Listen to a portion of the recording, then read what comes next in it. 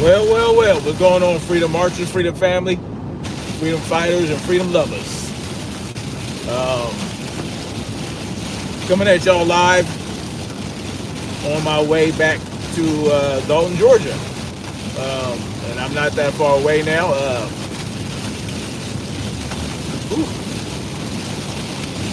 Figured I'd get you guys on here while I ride out this storm, right?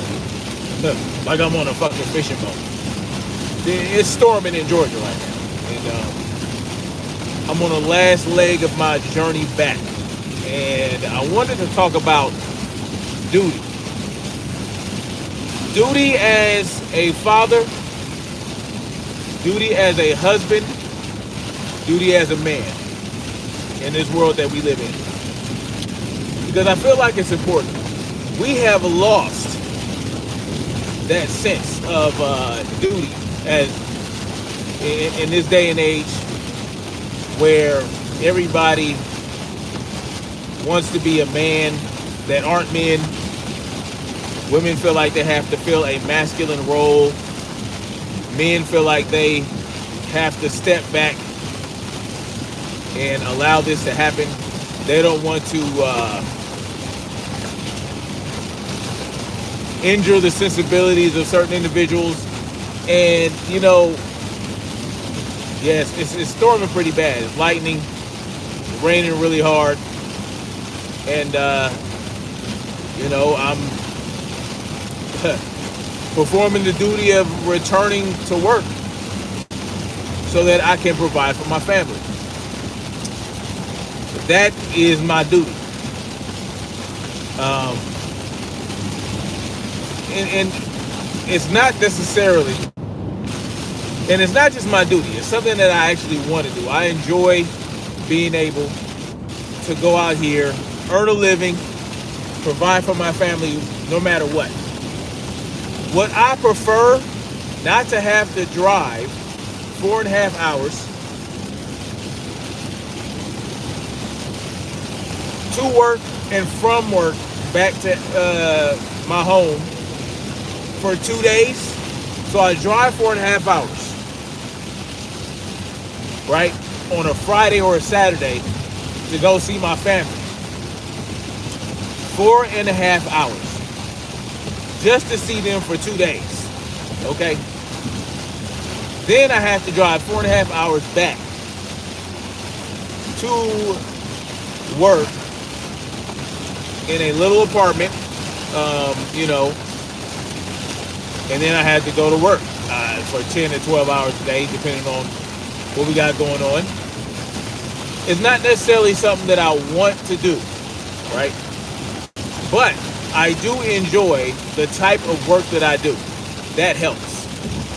So as a man, if you find yourself having to perform the duty of work, going to work to provide for your family, I would hope that you're doing something that you at least enjoy to do, right?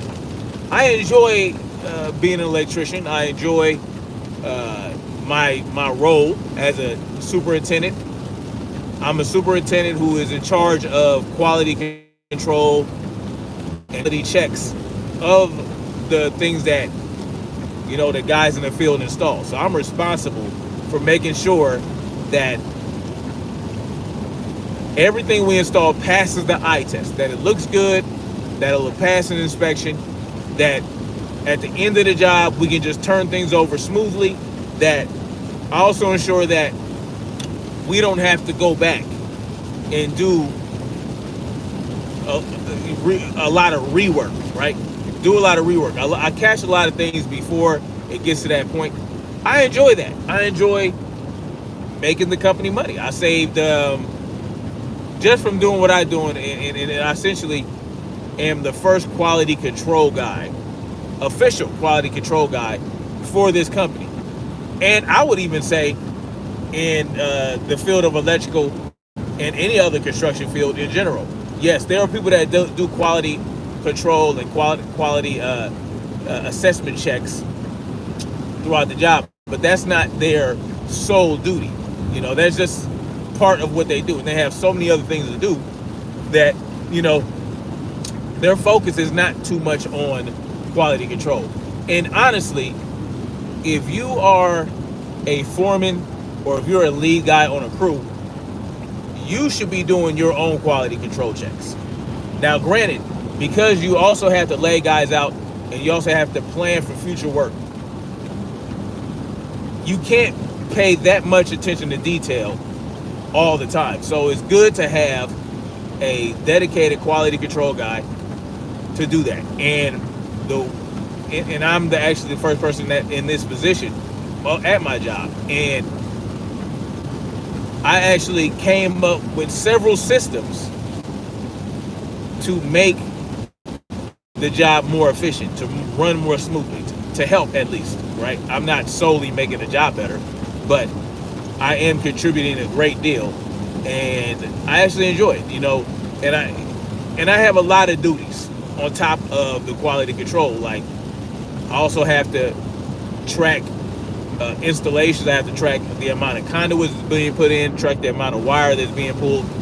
I have to, all these things that, I also do red lines and I also do as-builts and red lines. Basically, when the guys install the work, they want to know exactly where everything is being ran to and from. They want to know where all the junction boxes are. All these types. I know a lot of language that you guys a lot of shit you guys don't understand. But basically, what I'm getting at is, I have created a whole system for this position that I'm in, that they are now wanting me to train other people to do, right? So I don't just go to work just to do shit, right? I go to work to make, like I said, I don't go to work just to make a paycheck. I go to work to improve the efficiency of that job. I go to a job site and I want whatever I'm doing to make that job better, to make it run more smoothly. At least the parts that I'm doing, the parts that I'm responsible for, I want to make sure that, hey, I leave a positive mark. I leave a positive mark on that job to where they can say, yo, Marcus stood out on this job. He did a great job. He made things a whole lot better, right? That's what I do. That's what helps me. That's what keeps me. And also being able to take care of my family, of course. But what also helps keep me doing this is that I am bringing something unique to the table in terms of my job, right? I'm bringing something new, fresh. I'm bringing something that they can look at me and say, hey man, this guy really did some great things here. And that's what helps me stay doing what I'm doing until I get in the position to where I can finally hang up my electrical construction hat and do what I really, really want to do. Which are many things. There are a lot of things I want to do. I want to do fitness training. I want to do shop classes for kids. I want to do retreats. I want to do fitness boot camps. I want to continue to write. There are a lot of things that I want to do, and it sounds like a lot, but these are things that can come together nicely, right?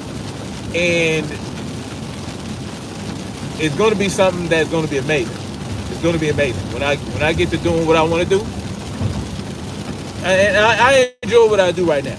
The only thing I don't like is having to, I got to show up at a certain time. I can't leave till a certain time. All these different things. This paperwork, that paperwork. Working for other people, being on other people's time, right? I got to show up when you want me to show up, right?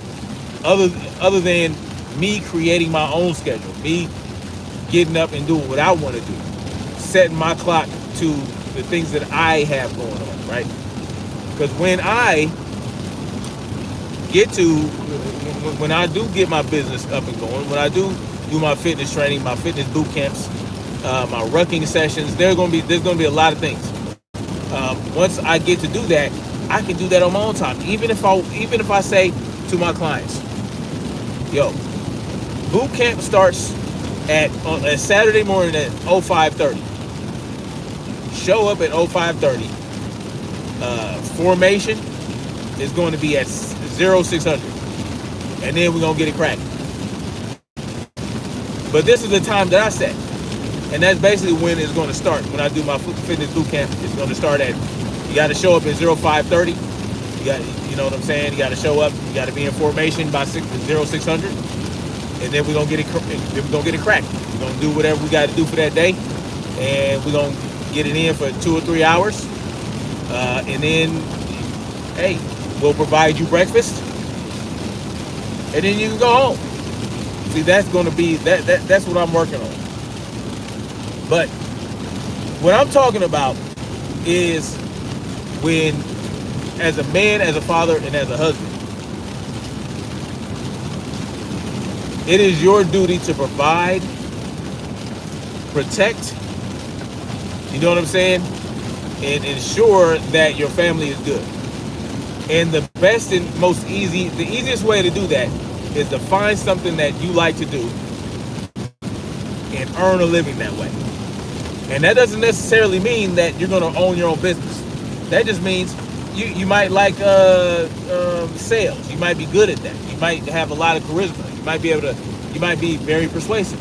So you go into sales. Or it might be you're good with your hands. You like working on cars. You do it as a hobby. But you can actually go out there and earn a living working on cars.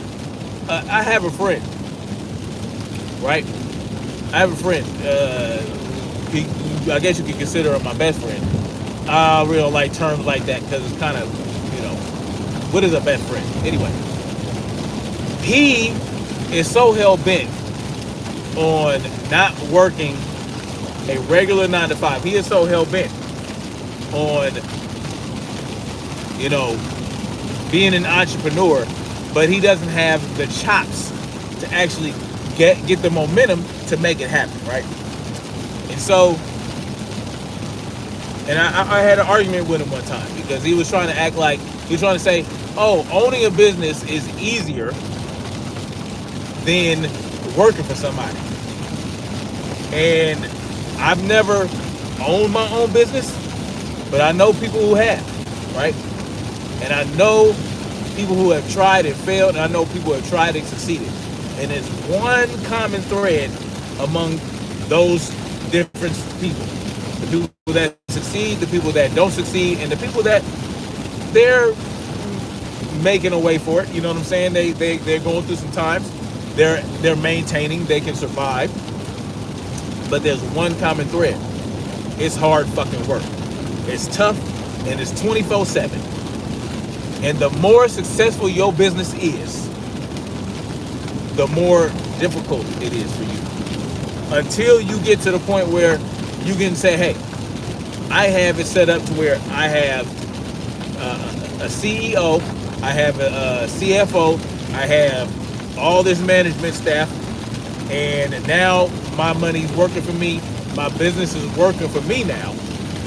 I can step back, I can relax a little bit, I can handle phone calls, that are really, really important that I have to deal with. Until you get to that point to where you can go golfing all day or do whatever the hell you want to do because your business is running itself, it's very difficult. It's a whole lot of work. It's a whole lot of work. And even those individuals, because like I said, you have a CEO. Just because you can be the owner of a business and have a CEO that maybe has some ownership or has part ownership, right? The owner or the person that's controlling interest does not have to be a CEO. He can step back and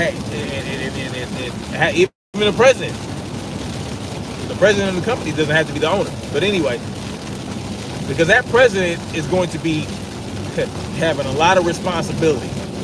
Okay, and until you get to that point, it's going to be difficult. It's going to be a lot of work.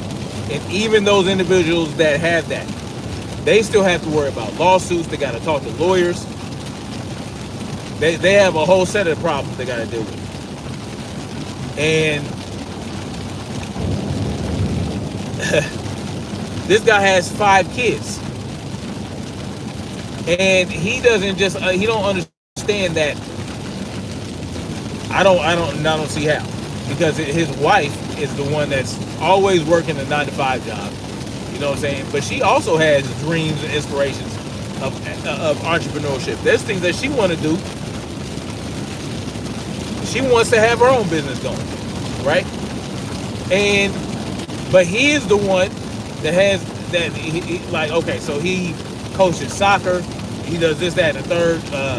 But I mean, he ain't making a lot of money doing soccer. So she's basically the breadwinner. And he's steadily trying to find that thing that can get him to take his business to take off.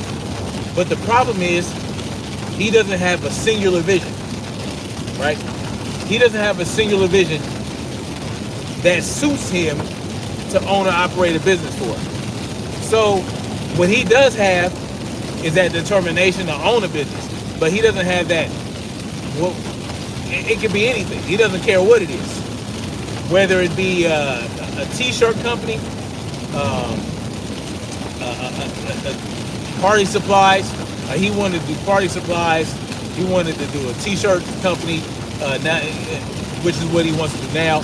And then also he was trying to do some recruiting thing for soccer in Africa, where he wanted to get American soccer players to go to Africa. Some stuff like that. Like, you know, it's never like a singular vision. It's never like, okay, I'm going to focus on this. I'm good at this. I'm going to focus on doing this, right? And you have a wife and kids, bro. You have a wife and kids that need that need that father and that husband to step up and say, you know what, I'm gonna have to put this to the side for now until I can figure out what I can really do to really have that freedom to own and operate a business. But for now, I'm gonna just go get this job and I'm gonna make it happen like that. I'm gonna get this job and I'm gonna make sure that I'm bringing some money to the table and steady income and steady money on top of what she's bringing in. That way I can have more money put to the side so that when I'm ready to own and operate my business, boom, I can get it cracking, I can get it started, I can take off for a couple months to really get the ball rolling. Right? See, I have a singular vision that involves a lot of different things, right? And, you know, at 43 years old, I'm not ready to execute it. I'm not ready to execute it. There are certain things I want in place. And my goal, though, is to get it really, really going by the age of 45. Like, have it to where it's actually going and I'm earning a good amount of money from it. But there are certain things that you have to understand. So until that time, until I feel comfortable enough, until I know, okay, we're in a good position for me to take a step back from working at a regular job, I'm going to keep doing what I'm doing right now. Only I am going to raise my value at this position. You see, a lot of people like him look down on people that go to work for a 9-to-5, right? Because he's like, oh, well, you working for the man and this, that, and the third and the taxes and all this, that. But what is what you're doing working? You see, people would try to look down on you for working a 9-to-5 job, and they don't got shit going on. You know what I'm saying? They ain't really got shit going on, right? They're waiting for some big thing to happen. They're waiting for some big thing to happen. And it just doesn't work like that. It doesn't work like that, not in this society. Not in a society where there are a lot of different things that are encroaching on you, that are crowding you, and there are certain things that will. Shit works in a certain way. Like for me, I would like for I would like government free, anarchy, complete and total freedom. But it ain't like that right now. I still live in reality. I have a freedom mindset, but we're not in a state of freedom right now. Right? So I have to operate the way I need to operate until it gets to that point. So what I'm doing, I'm working on getting myself as free as possible and helping others realize that they need to get free so that we can all be free. Right? And again, it starts with myself and my family. And so that's why I'm making moves right now to earn that level of freedom that I can say, okay, this is how I'm doing it. This is how we all can do it. Because I got plans right now that involve getting some level of freedom. With the government still crawling up your ass, still wanting things from you, still wanting taxes, this, that, and the third, still wanting to extract wealth from you, still wanting to control you. There's still some level of freedom that you can obtain for yourself. Right? Some level of freedom. But again, thoughts of freedom don't pay the bills. And if you don't pay the bills, they cut your shit off. That's just the reality thing. We have to get out of this mindset where, okay, we understand what's going on right now. We understand that the government is busting our balls. The government's this, the government's that. Okay. We got to pay taxes. The system is set up a certain way, inflation, all these different things. All these things are reality. Right? All these things are reality. You have to work within the system until you find a way to destroy it. And you can't destroy it from within. Because if you try to destroy the system from within or change it from within, trying to mold it to what you want, that's not going to work either. So you have to find ways to get information out there, to lead by example, to bring reality in a way that is not so, it seems so extreme to other people, because people don't like reality sometimes. People don't like that. And so sometimes you have to be a little bit more tactical, a little bit more tactful, a little bit more strategic about how you parse information. Because there's so much information out there, that so much information, so many things that they put out there, so many things that we know are a detriment to us. But just to simply bombard people with it, people get turned off, and so what I found is that's something that I used to do. That's something that I used to do, right? So much information that you want to share, like, oh, look what I just found out. Let me share that. Look what I found. I just shared that, and that's what I used to do. I used to do that. Every bit of information I used to just want to share it, right? Boom, boom, boom. Just put it out there immediately. But sometimes you have to step back. You have to let people find the information out on their own. Sometimes you have to give a bit of information and rehash it, go over it again, and then every time. So let's say with the whole Attack of the Children, with the Transformer situation and the Element of people, that is a big thing right now. Well, and it's also an example, and it shows just how much the government is trying to control what your children see and hear, how they're trying to indoctrinate your children, how institutions like schools are trying to implant certain ideas in your children's head to make them a certain way, to make them ripe and ready for their deviant plans, right? So I have been focusing on sharing information about how they're trying to indoctrinate your children into the elemental P community. And every time something new happens that shows evidence of that, boom, I can show it. Look, here's another example. There's another example. There's another example. California is trying to make it to where if you don't gender affirm your children, they're going to take custody away in family law.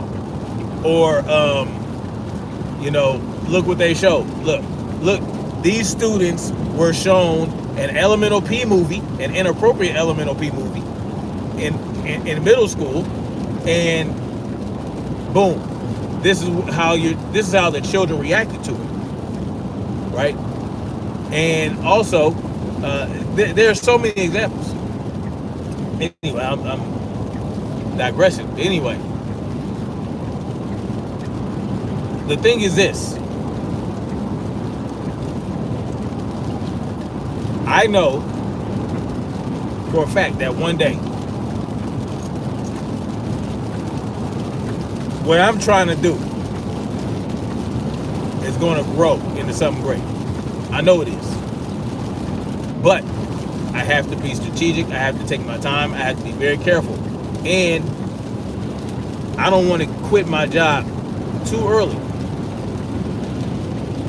I don't want to quit my job too early before I'm really ready to get things to fall into place. And things are actually falling into place right now, especially in terms of the personal training, because I have been not secretly, but I've been training my wife for the last year. And it's not really been a secret. It's just not something that I've been broadcasting like that, right? But I've been training my wife for a year. I've been helping my wife get her health back together, because she has 6 kids, and she went from like weighing 130 or 125 pounds to 180 something pounds, almost 190 pounds. And I helped her get back down to 135 pounds. So now she went from 180 something pounds to 130 something pounds, right? And over the last year, after she really decided to take her health back, she wanted to get her body back in shape. Boom, that's what we worked on. And now she's getting fit again. She lost all that weight, and now she's focusing more on weight training. You know what I'm saying? To help build her strength and all that good stuff. Fill out with, to tone her body. And I'm also helping her with that. Even though, I'm working out of state and all that shit, and whatever the case may be. So I've been helping her with that. So I know that I got the goods to help people get on their fitness journey. And I know, but see, if I want to build a clientele, build a level of clientele, it's going to take some time. Like, I'm going to have to dedicate time to people.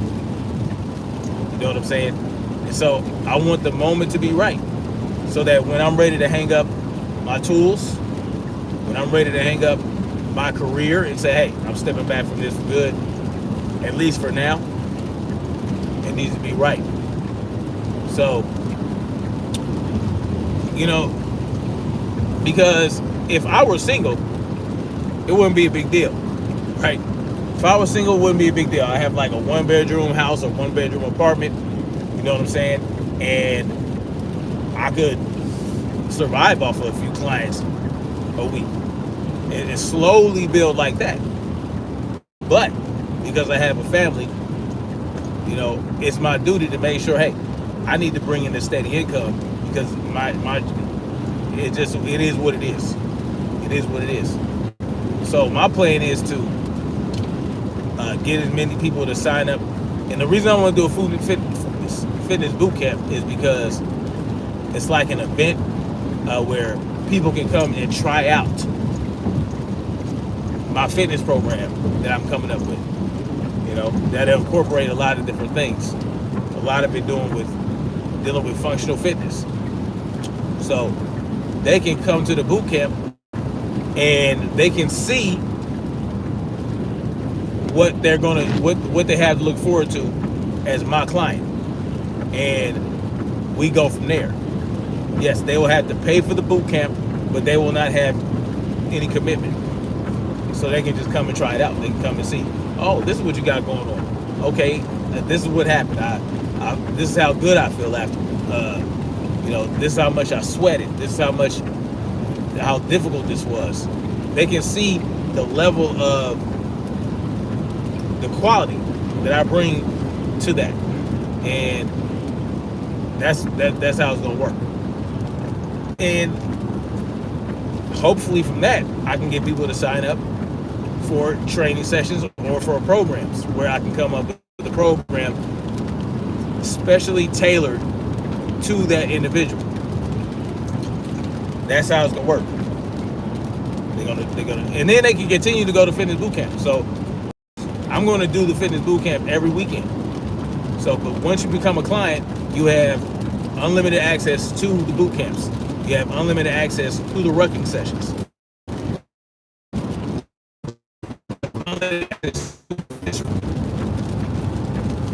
To ensure that I can cover the expenses of the boot camp, there's going to be a refundable deposit. So, and it's not going to be very expensive. It's just that there are certain things that I want to be able to provide, certain equipment.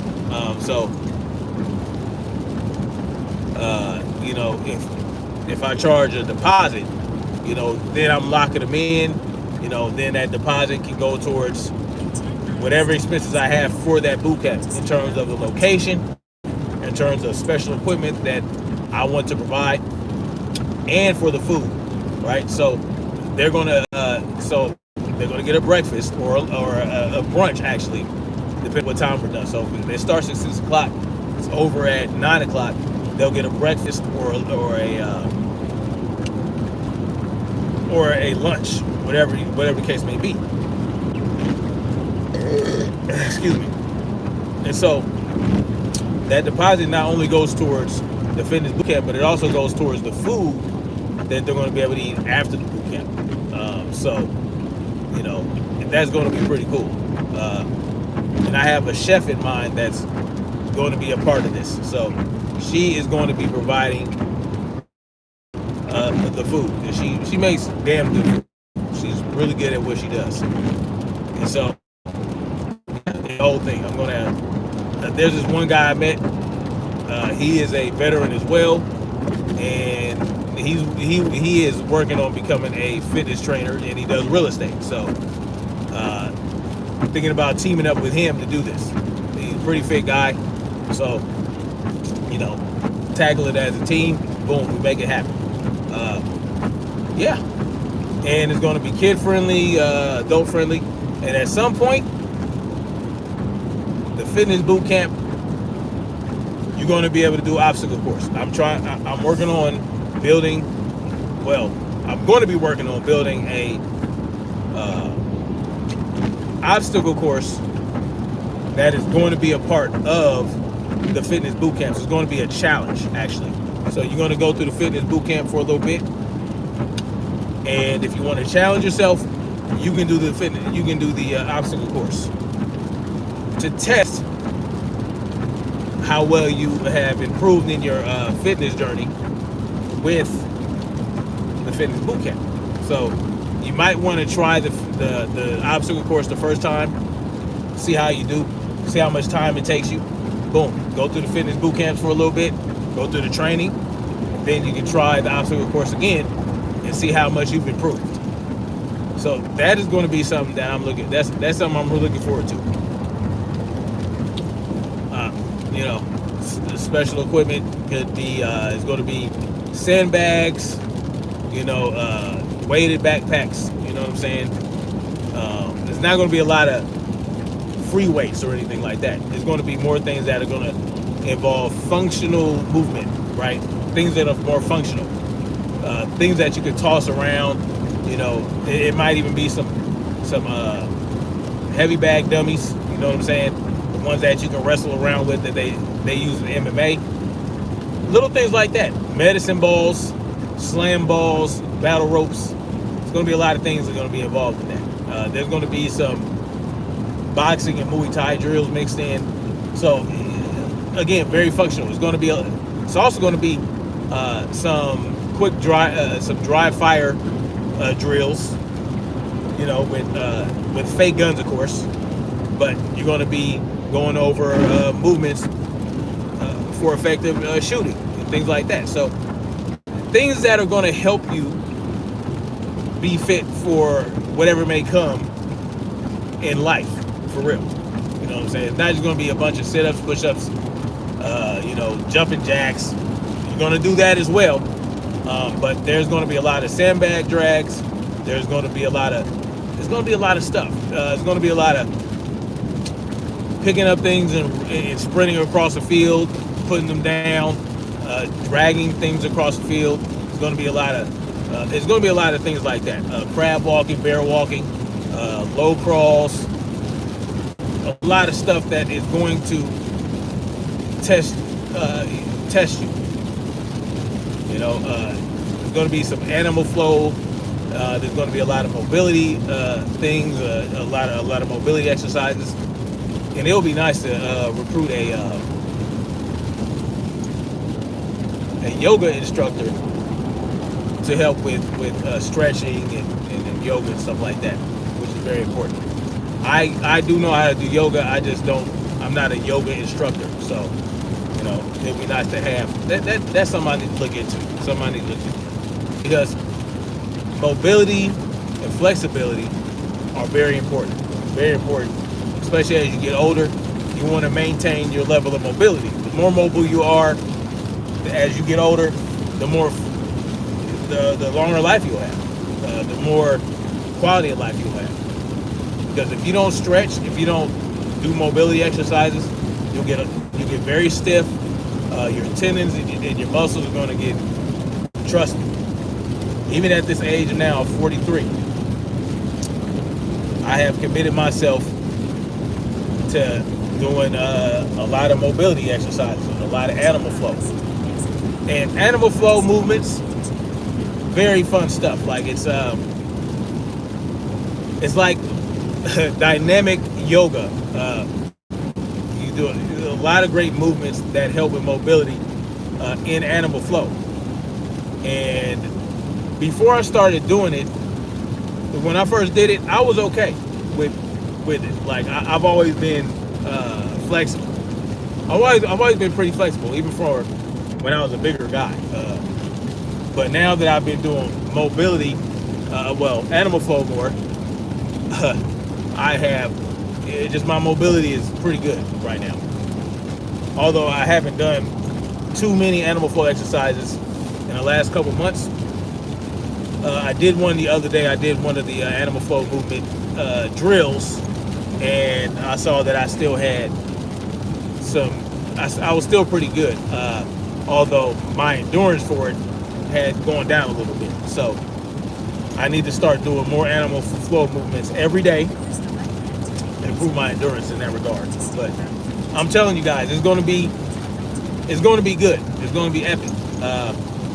I'm going to encourage people to come from all over the country to do retreats, to do some boot camps. Come out for the weekend. It'll be like a camping / boot camp type thing where you can go camping and we'll do a lot of different things.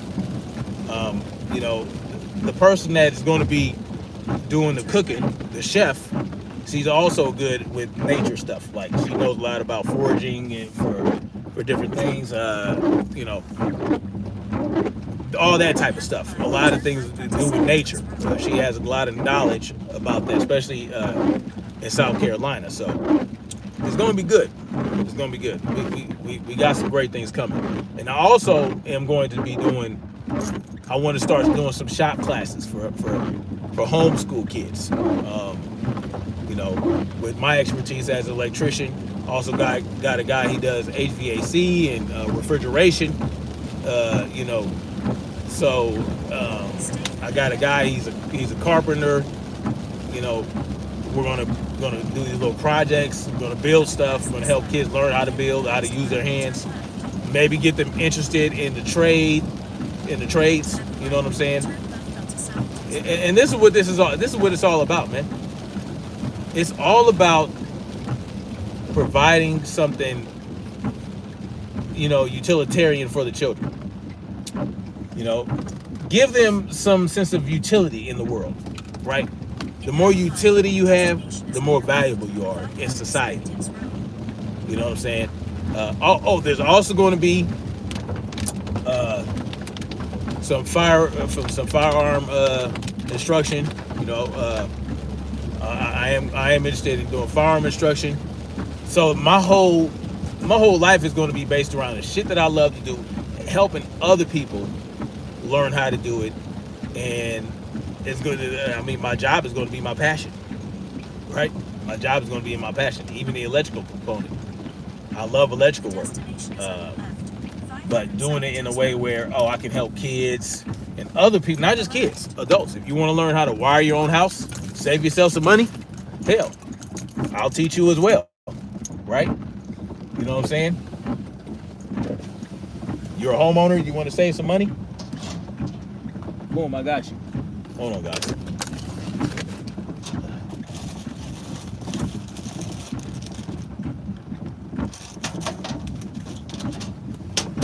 Own a home, want to save some money? I got you.